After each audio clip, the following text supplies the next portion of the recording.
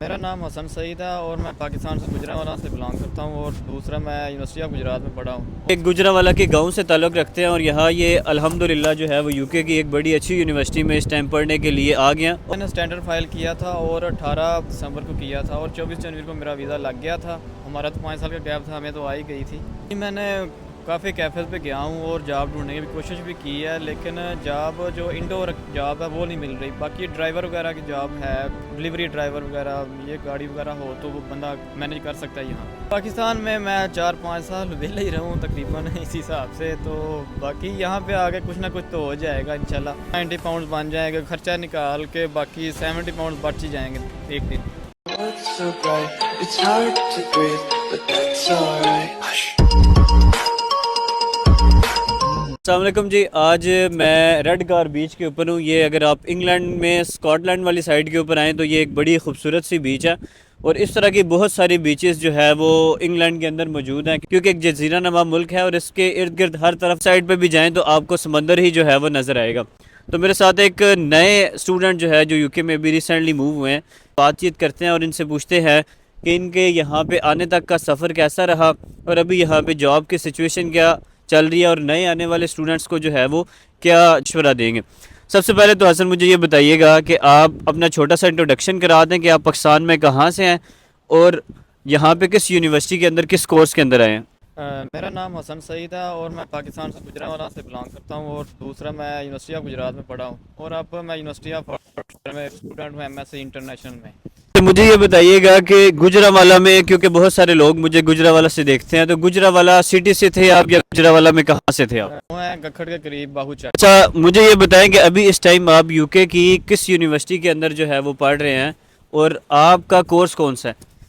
جی میں university of Hertfordshire میں پڑھ رہا ہوں، اور میرا کورس ہے international business with advanced research. ان کی بات سے میں کنکلوڈ کر دوں کہ یہ گجرانوالہ کے گاؤں سے تعلق رکھتے ہیں اور یہاں یہ الحمدللہ جو ہے وہ یو کے کی ایک بڑی اچھی یونیورسٹی میں اس ٹائم پڑھنے کے لیے آ گیا، اور یو کے کی ایک بڑے خوبصورت قسم کے بیچ سے جو ہے وہ یہ اس ٹائم پہ کھڑے ہوئے ہیں۔ شاید پاکستان میں آپ نے کراچی کا بیچ کبھی دیکھا تھا؟ جی نہیں، بالکل میں کبھی کراچی کی طرف گیا، سندھی بھی نہیں گیا ابھی تک، تو کراچی کیا دیکھنا ہے۔ تو اس چیز یہ ریئلائز ہوتا ہے کہ یو کے آپ کو کتنی چیزیں جو ہے وہ پرووائڈ کرتا ہے، کتنی اچھی جو ہے وہ لوکیشنز آپ کو پرووائڈ کرتا ہے۔ مجھے یہ بتائیے گا کہ آپ کی پریویس پاکستان میں ایجوکیشن کیا تھی، گیپ کتنا تھا؟ میں 2018 میں پاس آؤٹ ہوا ہوں یونیورسٹی آف گجرات سے۔ میں نے BSc میکینیکل انجینئرنگ کی ہے، اور باقی جو ہے میرا 5 سال کا گیپ تھا، ابھی 6 سال ہو گئے ہیں۔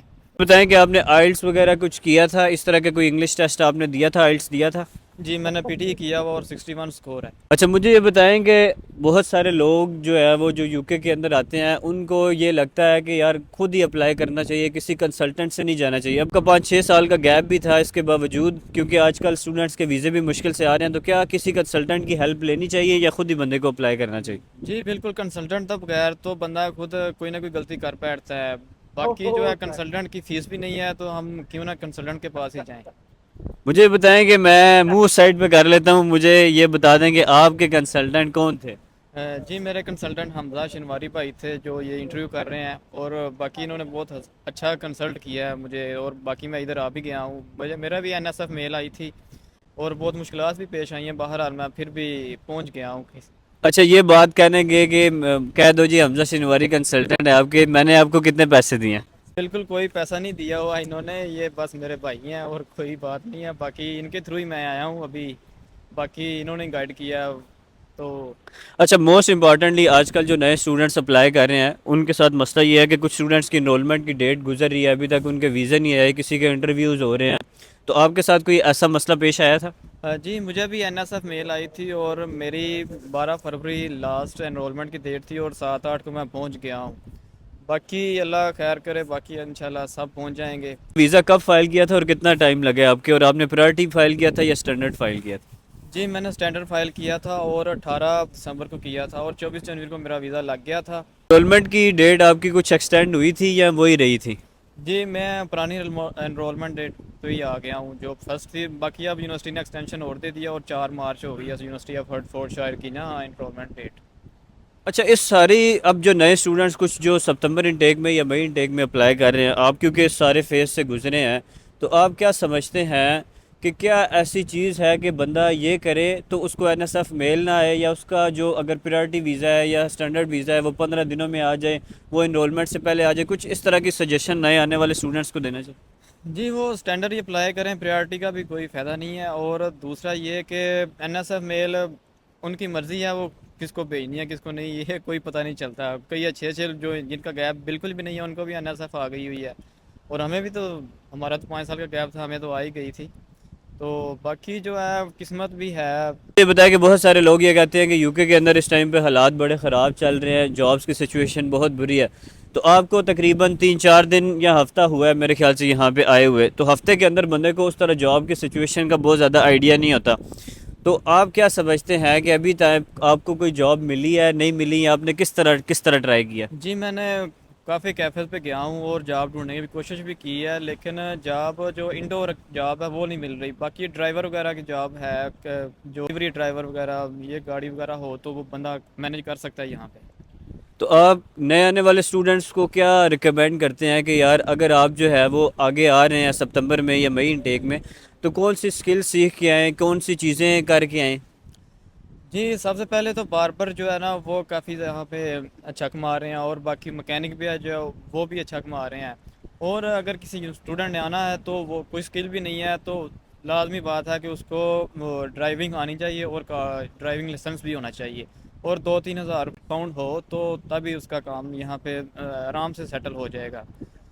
یعنی آپ یہ سمجھتے ہیں کہ جو بھی نیا بندہ آئے وہ ایک تو ڈرائیونگ لائسنس لے کے آئے، دوسرا یہ ہے کہ ساتھ پیسے بھی 2-3 ہزار پاؤنڈ لے کے آئے؟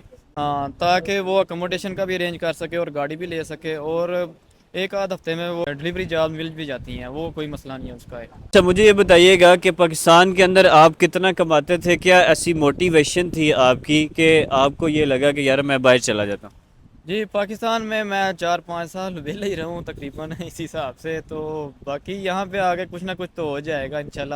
1-2 سال میں نے کام کیا ہے، لیکن وہ اس طرح یعنی کہ پے اسکیل نہیں ہے جس طرح یہاں پہ بندہ کچھ بھی کرے تو ساروں کو پیسے ہی برابر ہی ملتے ہیں۔ ابھی آپ نے ڈیلیوری جابس کی بات کی، تو آپ کہہ رہے ہیں کہ ریسٹورنٹس والے آپ کو کہتے ہیں کہ آپ اگر آپ کے پاس لائسنس ہے، گاڑی ہے، تو ہم ڈیلیوری کی جاب آپ کو دے دیں گے، تو کیا کتنا پے وہ بتاتے ہیں کتنا پے کریں گے؟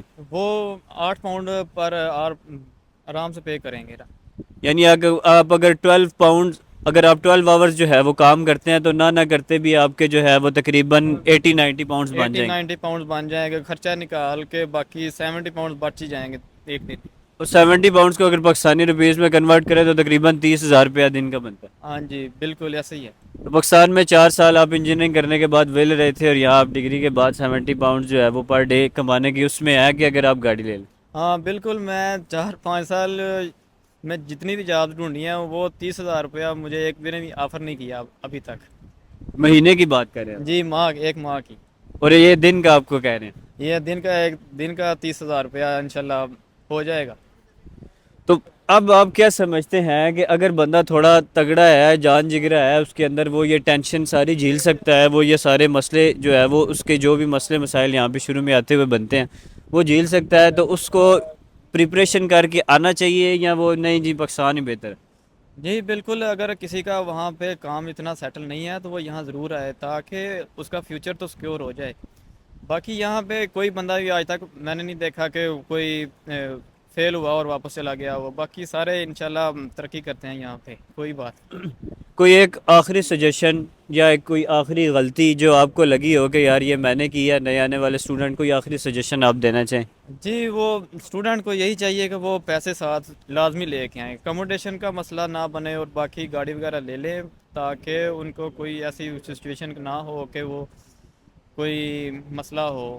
کیونکہ نئے آئے ہیں بالکل، ابھی ان کو ایک ہفتہ بھی نہیں ہوا، جابس کی سچویشن ان کو بہت زیادہ اس طرح آئیڈیا نہیں ہے، کیونکہ انہوں نے بہت زیادہ جابس اس طرح ڈھونڈی نہیں ہے، تو آنے والے ٹائم میں ان کا مزید کسی ٹائم پہ انٹرویو لیں گے، کیونکہ یہ پہلے فیز کے اندر ہے، پہلے فیز میں بندہ ڈپریس ہی ہوتا ہے، جاب ہی ڈھونڈ رہا ہوتا ہے، بڑا مشکل ہوتی ہے اس کے ساتھ، تو اگلے فیز میں ان کا جو ہے وہ مہینے 2 بعد پھر انٹرویو لیں گے، تو ان کی آپ باتیں دیکھیں گے جو ٹوٹلی چینج ہو چکی ہوگی۔ تو آج کی ویڈیو میں اتنا ہی، ہوپ فلی نئے آنے والے اسٹوڈنٹس کے لیے یہ انفارمیٹیو ویڈیو بنی ہوگی۔ بہت شکریہ، اللہ حافظ۔